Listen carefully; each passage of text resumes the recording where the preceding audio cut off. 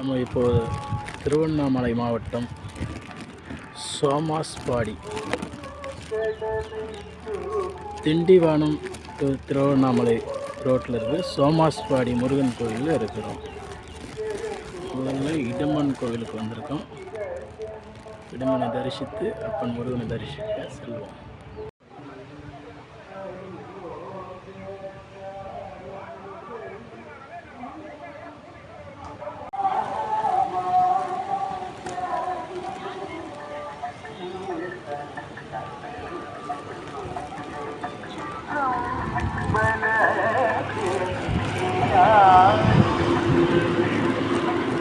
மட்டுமே பூ பூக்கும் முருகன் கோயில் குளம்.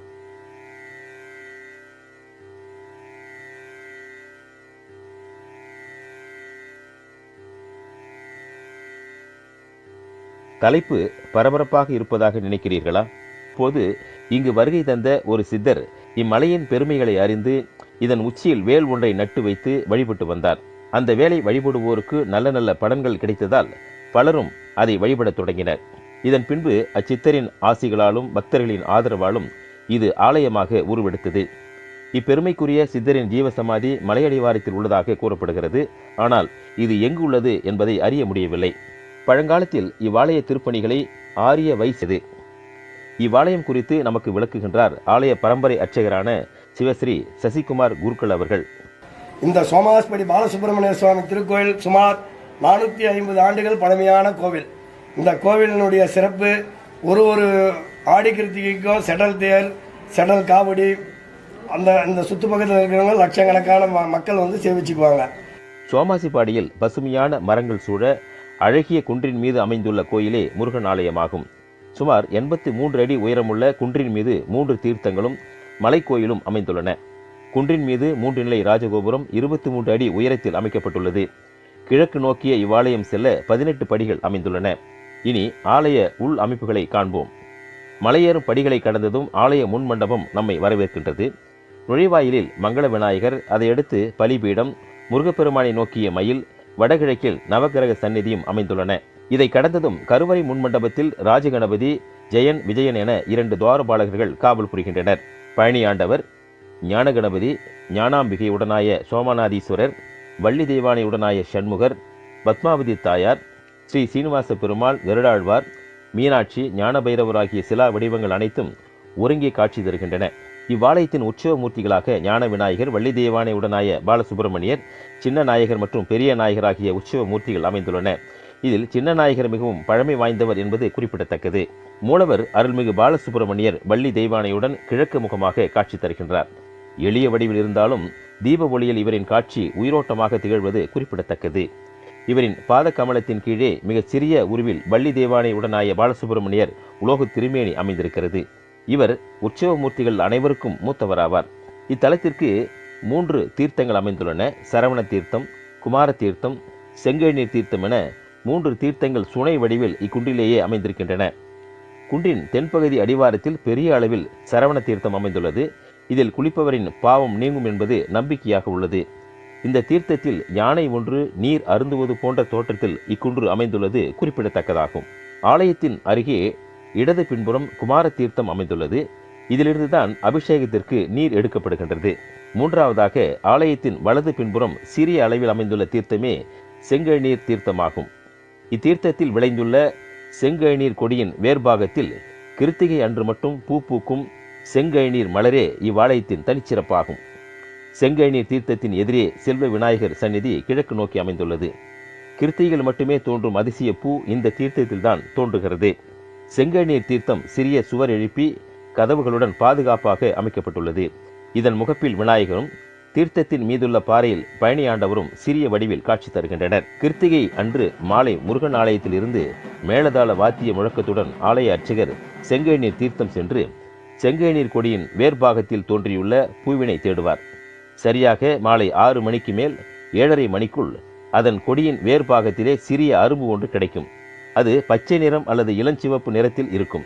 அதனை தட்டில் வைத்து மீண்டும் மலை ஏறி கோயிலை ஒரு முறை வலம் வந்து மூலவர் அருள்மிகு பாலசுப்பிரமணியருக்கு சமர்ப்பணம் செய்வார்கள். இதன் பின்பு மகா தீபாராதனை நடக்கும். அன்றைய கிருத்திகை விழா அத்துடன் நிறைவுக்கு வரும். இந்த அதிசயத்தை கண்டு மகிழ ஏராளமான அடியார்கள் வருகின்றனர். இந்த பூ பச்சை நிறத்தில் இருந்தால் நல்ல மழை வரும் என்றும், இளஞ்சிவப்பு நிறத்தில் இருந்தால் காற்று வீசும் என்றும், இரண்டும் கலந்திருந்தால் மழையும் காற்றும் ஏற்படும் என்றும் கூறப்படுகிறது. இந்த புனிதமான பூவின் பெருமைகள் குறித்து ஆலய அர்ச்சகர் கூறுவதை கேட்போம். ஒரு கிருத்திகை அன்னைக்கும் இந்த கோவிலில் நீலோத்பங்க செங்கழினி மலர்னு ஒரு அரும்பு கிடைக்கும். மாதந்தோறும் கிருத்திகைக்கும் அந்த அரும்பு வரும். பச்சை கலராக வந்தால் நல்லா மழை பெய்யும்னு ஐதீகம், ரோஸ் கலராக வந்தால் நல்லா காற்று அடிக்கும்னு ஐதீகம். ஒரே அரும்பில் பச்சையும் ரோஸும் கலந்து வரும். காற்று மழையும் சரி பங்காக இருக்கிற மாதிரி எடுத்து எல்லாம் பார்த்துக்குவாங்க. இந்த விவசாயம் இந்த பக்கம் சுற்று பக்கம் மக்கள் கிராமத்தில் இருக்கிறவங்க இந்த அரும்பு எப்படி வருதோ அதுக்கு தகுந்த மாதிரி விவசாயம் பண்ணுவாங்க.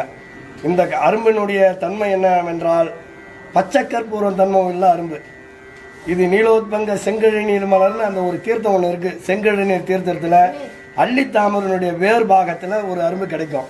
அந்த அரும்பு எல்லாருக்கும் காட்டிட்டு சுவாமிக்கு வச்சுடுவோம். சுவாமி கிட்ட வச்ச 1.25 மணி நேரத்தில் அந்த அரும்பு தண்ணியாக கரைஞ்சிரும்.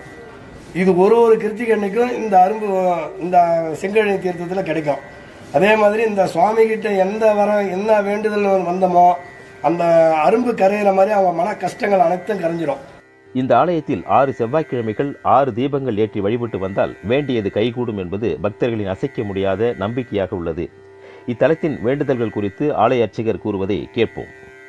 ஒரு கிருத்திகை அன்னைக்கும் எல்லாம் உடம்புல இருக்கிற மருகு தோல் சம்பந்தப்பட்ட வியாதிகள் இருந்தால் உப்பு மிளகு போடணும்னு வேண்டிக்குவாங்க. அதே மாதிரி வேண்டிங்கன்னா ஒரு கிருத்திகைக்கு வேண்டிங்கன்னா அடுத்த கிருத்திகை அந்த மருகு கீழே விழுந்துடும். அதே மாதிரி உப்பு மிளகு அங்கே குளத்துல செலுத்துவாங்க. மயில் பாதத்தில் கொண்டு வந்து கொட்டுவாங்க.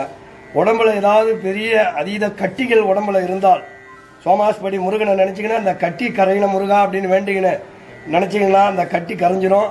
ஒரு கட்டி வெள்ளம் கொண்டு வந்து குளத்துல போட்டோம்னா அந்த வெள்ளம் கரையிற மாதிரி அந்த கட்டி கரைஞ்சிரும். இது பாரம்பரியமான கோவில்.